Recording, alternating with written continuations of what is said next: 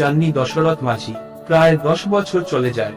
দশরথের বছরের পর বছর ধরে পরিশ্রমের ফলে পাথুরে পাহাড়ের গায়ে দেখা দেয় চির। এই সময় তার গ্রামের কেউ কেউ এগিয়ে আসেন তাকে সাহায্য করতে। মাঝে মাঝে খাবার এবং যন্ত্র কিনে দিয়ে সহায়তা করতেন তারা। দশরথ পাহাড় কাটা শুরু করেছিলেন 1960 সালের দিকে।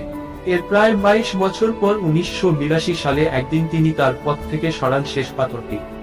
পাহাড়ের বুক চিরে তখন তৈরি হয়েছে 360 ফুট লম্বা ও 30 ফুট চওড়া একটি পথ।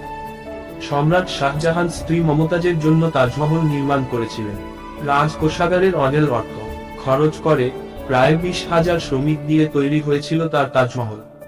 পুরো পৃথিবী এখন এটিকে ভালোবাসার প্রতীক হিসেবে চেনে। অন্যদিকে ফাল্গুনীর প্রতি ভালোবাসার জন্য বেহুলের সহায় সম্বলহীন দশরথ মাঝি 22 বছর ধরে একাই কেটে গেছেন পাথুরে পাহাড়। তিল তিল করে গড়ে তুলেছেন তার তাজমহল, পরবর্তীতে যার নাম হয় দশরথ মাঝি রোড। এর ফলে আগে যেখানে পৌঁছানোর জন্য মানুষের পাড়ি দিতে হতো 55 কিলোমিটার পথ, এখন সেই দূরত্ব নেমে এসেছে মাত্র 15 কিলোমিটারে। তবে এখানেই শেষ হয়নি দশরথ মাঝির সংগ্রাম।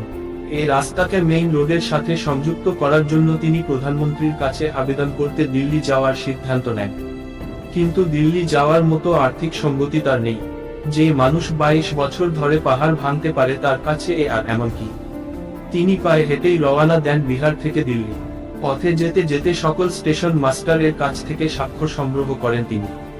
কিন্তু দিল্লিতে গিয়ে দেখা করতে পারেননি প্রধানমন্ত্রীর সাথে। পরবর্তীতে তিনি বিহারের প্রাদেশিক সরকার প্রধানের সাথে দেখা করেন। নিজের চেয়ার ছেড়ে উঠে দশরথ মাঝিকে সেখানে বসিয়ে সম্মান প্রদর্শন করেন রাজ্য প্রধান নীতিশ কুমার। প্রাদেশিক সরকারের পক্ষ থেকে 5 একর জমি দেয়া হয় তাকে।